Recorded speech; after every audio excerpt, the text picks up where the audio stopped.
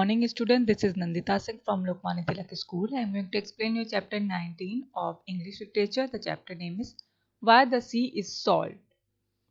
इस चैप्टर में हमने कुछ कैरेक्टर्स के बारे में पढ़ा था और उनसे रिलेटेड एक स्टोरी थी. इसमें सैम और गैला हस्बैंड वाइफ थे. सैम पुअर ब्रदर था. Marius and Myra husband wife थे और मारियस रिच ब्रदर था. हाइसी एक वुड गॉब्लिन था और यहाँ पर वुड कटर्स भी थे. तो इस चैप्टर में हमने पढ़ा था दो ब्रदर्स के बारे में, जो कि एक बहुत रिच ब्रदर था, सक्सेसफुल था अपनी लाइफ में, बट वो बहुत एरोगेंट था. और एक यंगर ब्रदर था जो कि बहुत पुअर था लेकिन काइंड और जेनरस था. बाय बिहेवियर उसका, बाय नेचर काइंड था और जेनरस था. हॉलीडेज पढ़ते हैं तो पुअर ब्रदर अपनी वाइफ से कहता है कि हमारे पास तो कुछ भी खाने को नहीं है, तो हम हॉलीडे को कैसे सेलिब्रेट करेंगे. तो उसकी वाइफ कहती है कि हाँ, हमें आपके भाई से हेल्प मांगनी चाहिए जो रिच ब्रदर है. तो सैम अपने रिच ब्रदर के पास जाता है अपने टॉर्न क्लोथ्स पहन करके, फटे हुए कपड़े पहन करके, जो उसके पास होता है वो पहन करके वो जाता है अपने ब्रदर के पास. तो उसके रिच ब्रदर की वाइफ उसको, मायरा जो रहती वो उसको भगा देती है वहां से. और रिच ब्रदर कहता है कि मैं तुम्हें कुछ भी खाने के लिए नहीं दे सकता हूँ, कुछ भी सेलिब्रेट करने के लिए मीट नहीं दे सकता हूँ. तो वो उसे क्या देता है, गोट्स का हूफ देता है, गोट का हूफ देता है, खुर देता है और कहता है कि ये तुम्हारे लिए भी नहीं है, ये जंगल में जाओ तो वहां पर वुड गॉब्लिन है, उसको ये दे देना. तो वो ये सोचता है कि ये तो मेरे लिए है नहीं, तो वो जंगल में वुड गॉब्लिन को खोजने के लिए चला जाता है. वहां पर रास्ते में उसको बहुत डीप फॉरेस्ट रहता है, वहां पर उसे वुड कटर्स मिलते हैं, लकड़हारे मिलते हैं. तो वो उसको रास्ता बताते हैं वुड गॉब्लिन के हट का, और उसको ये भी बताते हैं कि ये बहुत ही डेंजरस प्लेस है, यहाँ पर तुम्हें नहीं आना चाहिए था. फिर वो उसको रास्ता बताता है तो वो कहता है कि नहीं, मेरे पास गोट का हूफ है, मुझे उसको देना है, मेरे भाई ने मुझे दिया है. तो वो उसको लेकर के जाता है. फिर क्या होता है कि वहां पर जब वुड गॉब्लिन देखता है सैम को कि उसके पास मीट है, तो उसको मीट बहुत उसका फेवरेट मील रहता है, तो वो उसको सैम जब हाइसी को दे देता है खाने के लिए, उसका फेवरेट रहता है गोट्स को, तो वो उसको खाने के लिए दे देता है. फिर कहता है कि हाइसी सैम से कि तुम्हें इन रिटर्न में कुछ गिफ्ट देना चाहता हूँ, तो इसके इन रिटर्न तुम्हें क्या चाहिए. तो वो कहता है सिल्वर, जबकि उसके वुड कटर्स ने उसको समझा दिया था कि तुम सिर्फ उससे मिल स्टोन ही लेना, बाकी चीजें जो तुम्हें ऑफर करेगा तुम उससे कुछ मत लेना. तो वो उसको बताता है कि क्या तुम्हें सिल्वर चाहिए, फिर उसको मना कर देता है गोल्ड चाहिए, फिर मना कर देता है सैम कि नहीं मुझे ये भी नहीं चाहिए. प्रीशियस स्टोन्स चाहिए, तो वो भी बोल देता है कि नहीं मुझे नहीं चाहिए. फिर वो कहता है सैम कि मुझे आपका मिल स्टोन चाहिए. मिल स्टोन मैजिकल होता है, उसको रब करने से जो भी चीजें मांगो वो मिल जाती है. हाइसी उसको अपना मिल स्टोन दे देता है और उसको यूज करने का तरीका बताता है कि ग्रीन माई मिल स्टोन बोलोगे तो जो भी तुम विश करोगे तुम्हें मिल जाएगा, और फिर एनफ एंड हैव डन बोलोगे तो वो स्टॉप हो जाएगा. ये सारी बातें होती हैं. फिर उसके बाद गैला उसका वेट करती रहती है. सैम आता है, उसको सारी बातें बताता है. दोनों लोग हैप्पीली सबसे पहले अपनी फेवरेट डिशेस खाते हैं, फिर धीरे धीरे करके उनकी लाइफ बहुत ही हैप्पी हो जाती है. बहुत सारी चीजें उनके पास, एक अपना रिच बंगलो हो जाता है, बहुत सारी चीजें हो जाती, कैटल हो जाते हैं, एक खेत हो जाता है और बहुत रिच हो जाते हैं वो. अब देखते हैं आगे स्टोरी में क्या होता है. फिर पूरे एरिया में पता चल जाता है कि सैम सडनली बहुत रिच होता चला जा रहा है, तो इसके पीछे क्या रीजन है. तो उसका जो रिच ब्रदर रहता है मारियस और मायरा, इन दोनों के दिमाग में चलता रहता है कि आज अचानक से ये इतना रिच कैसे हो गया, इसका हमें पता लगाना चाहिए. Marius, how have you become so rich so quickly. Marius आता है और सैम से पूरी जांच पड़ताल करने लगता है कि आखिर ये रिच कैसे हुआ. तो मारियस कहता है how have you become so rich quickly, तुम अचानक से इतना जल्दी रिच कैसे हो गए. Narrator, the poor brother told him everything. Narrator बता रहा है कि पुअर ब्रदर ने मारियस को, अपने रिच ब्रदर को, ओल्डर ब्रदर को सारी बातें बता दी जो भी उसके साथ हुआ. Marius to himself, must get that millstone for myself. Aloud, show me the millstone. Narrator, the poor brother did so. He put the millstone on the table. Marius अपने आप से मन में सोचता है कि मुझे तो मिलस्टोन जरूर चाहिए, मेरे लिए ये बहुत ही अच्छा होगा अगर मुझे मिलस्टोन मिल जाता है। फिर वो कहता है कि शो मी द मिलस्टोन, मुझे मिलस्टोन दिखाओ कहाँ है, कैसा है। नरेटर यहाँ पर क्या बता रहा है कि the poor brother did so, he put the millstone on the table. Poor brother उसको मिलस्टोन दिखाता है और टेबल पर उसको रख देता है। Sam grin my millstone give us good things to eat. Sam उसको पूरा एक्ट करके दिखाता है कि कैसे ये मिलस्टोन वर्क करता है, अपने भाई को पूरी चीजें दिखाता है। तो उससे बोलता है grin my millstone give us good things to eat. Narrator, at once the millstone began turning and out poured the most delicious pies and cakes and breads on the table. Narrator क्या बता रहा है यहाँ पर? Narrator means who narrates the story. यहाँ पर story की scene पूरा वहां पर बता रहा है कि क्या क्या चीजें कैसे हो रही हैं। तो क्या बता रहा है कि at once the millstone began turning, वहां मिलस्टोन टर्न होने लगता है और वो टेबल पूरी डिलीशियस पाइज और केक्स और ब्रेड से भर जाती है।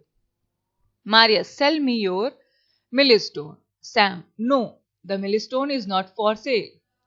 मारियस कहता है कि मुझे ये मिलस्टोन बेच दो। तो सैम कहता है कि नहीं, ये बेचने के लिए नहीं है।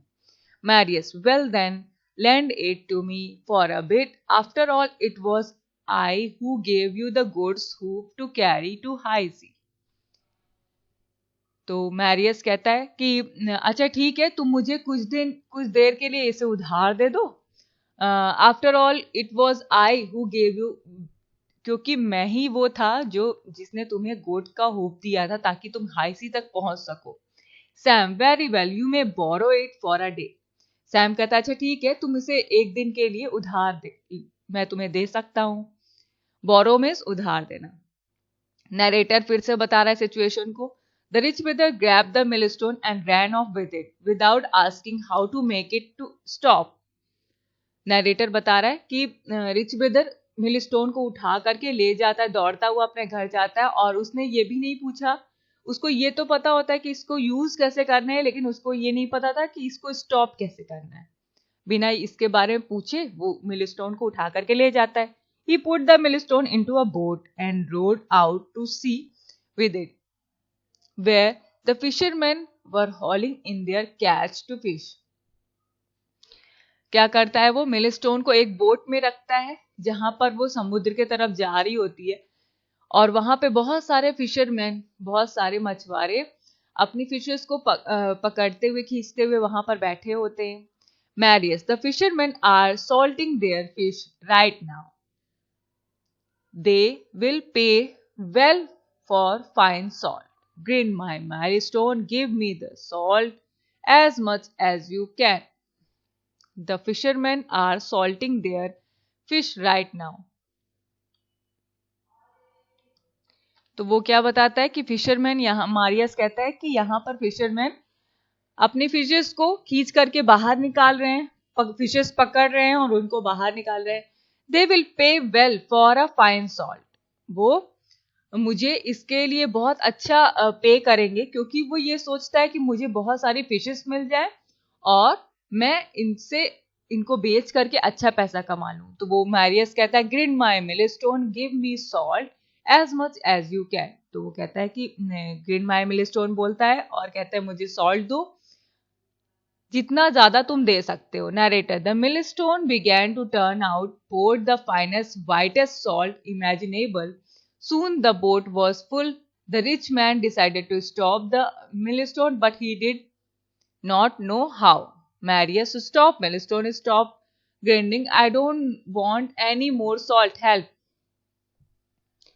तो वो जैसा कि आपको पता है कि समुद्र में नमक बहुत ज्यादा होता है, तो वो ये सोचता है कि यहाँ पर फिशरमैन मछलियों को पकड़ रहे हैं और अगर मुझे यहाँ से सॉल्ट मिल जाता है बहुत सारा, तो मैं इसे बेच करके बहुत सारा पैसा कमा सकता हूँ।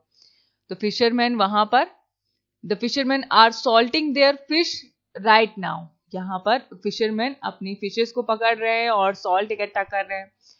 दे will pay well for fine salt, और वो ये सोचता है कि वो अच्छी क्वालिटी का सॉल्ट अगर सी से निकाल लेगा, समुद्र से निकाल लेगा, तो वो उसको अच्छी इनकम होगी।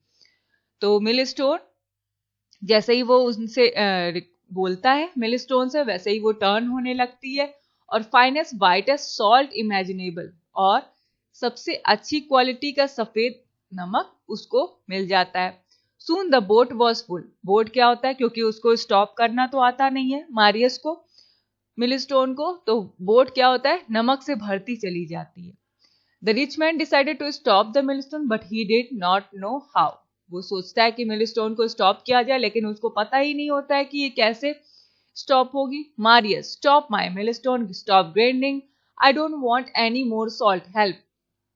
मारियस कहने लगता है कि मिलस्टोन स्टॉप हो जाओ, मुझे और सॉल्ट नहीं चाहिए, लेकिन वो जो डायलॉग जिससे वो स्टॉप होता है वो तो उसको पता ही नहीं था। Narrator, but the millstone kept turning, pouring out the finest, whitest salt. The rich man begged and pleaded with the millstone to stop, but he did not know the magic words. So the millstone kept turning and pouring out salt and more salt. The rich brother tried to throw the millstone overboard, but he couldn't lift it. फिर क्या होता है कि जैसा कि मैंने आपको बताया कि उसको स्टॉप करने का मैजिकल वर्ड्स नहीं पता था, तो मिलस्टोन क्या करता है, टर्न होने लगता है और बहुत सारा सॉल्ट उस बोट पर इकट्ठा कर देता है। The rich man begged and pleaded. Rich man beg करने लगता है और प्लीड करने लगता है, उससे मिलस्टोन से रिक्वेस्ट करने लगता है कि तुम स्टॉप हो जाओ, लेकिन उसको मैजिकल वर्ड्स नहीं पता होते और मिलस्टोन टर्न होता रहता है और सॉल्ट को इकट्ठा करता रहता है। The rich brother tried to throw the millstone overboard. Rich brother क्या करता है कि अपनी बोट से बाहर पानी में उसको मिलस्टोन को फेंकने की कोशिश करता है, but he couldn't lift it, लेकिन वो उसको उठा नहीं पाता है। The boat was now so full of salt that it began sinking. जैसा कि आपको पता है कि बोट भी जब हल्की होती है तभी पानी के ऊपर तैर पाती है, तो बोट क्या होता है, उतने सारे नमक के साथ वो सिंक होने लगती है, डूबने लगती है। जैसे कि नमक का वेट काफी होता है, आपको पता है, तो जब वो नमक और ढेर लगता रहता है तो बोट डूबने लगती है। Marius cried for help but there was no one there to hear him. Marius वहां पर चिल्लाने लगता है हेल्प हेल्प, लेकिन वहां पर कोई नहीं होता है जो उसकी मदद करेगा। The millstone kept turning, pouring out salt and the boat sank to the bottom of the sea with the rich man and millstone. क्या होता है कि मिलस्टोन नमक इकट्ठा करता रहता है, वो स्टॉप ही नहीं होता है और बोट जो है वो पानी के अंदर डूब जाती है, जिसमें रिच मैन भी रहता है और मिलस्टोन भी रहता है, सब तीनों एक साथ डूब जाते हैं। And the magic millstone kept turning, pouring out the finest whitest salt even to this day, and that is why the sea is salt. और मिलस्टोन क्या करता है कि टर्न हो करके फाइनेस्ट सॉल्ट वहां पर इकट्ठा करता रहता है, जो आज के दिन तक इकट्ठा हो रहा है, इसलिए सी सॉल्टी है। तो ये स्टोरी में क्या बताया जा रहा है, एक स्टोरी की क्रिएट की गई है जिसमें ये बताया जा रहा है कि see why the sea is salt. समुद्र जो है वो नमकीन क्यों होता है, नमक क्यों पाया जाता है। तो यहाँ पर यही स्टोरी क्रिएट की गई कि मिलस्टोन अभी तक उसमें टर्न हो रहा है, क्योंकि उसको स्टॉप नहीं किया गया, इसलिए इसमें बहुत सारा नमक आज के दिन तक इकट्ठा होता चला जा रहा है। ये चैप्टर आपका कंप्लीट हो गया है। हम नेक्स्ट क्लास में मिलेंगे। Good day.